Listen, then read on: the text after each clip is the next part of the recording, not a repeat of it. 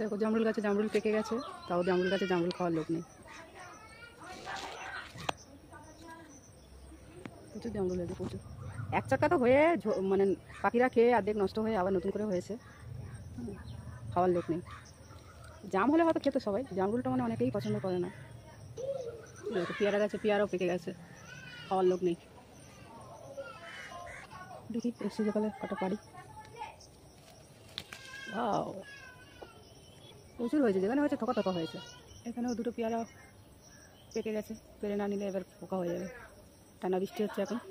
দেখো আর একটা জিনিস দেখাই, এই দেখো কত মাশরুম হয়েছে।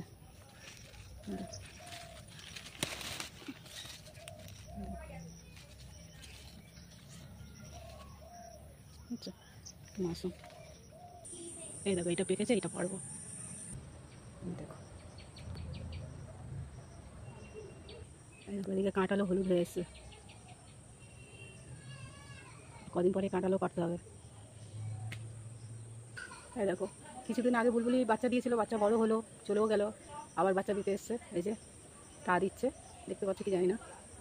এই দেখো বসে আছে, মুখটা বার করে, শুধু মুখটাই দেখা যাচ্ছে। এখানে সব ভালো, কিন্তু এই যে প্রচুর জঙ্গল, তোমার মশায় তুলে নিয়ে যাবে। এটা যদি সহ্য করতে পারো তাহলে খুবই ভালো, তাহলে সব ভালো লাগবে তোমার।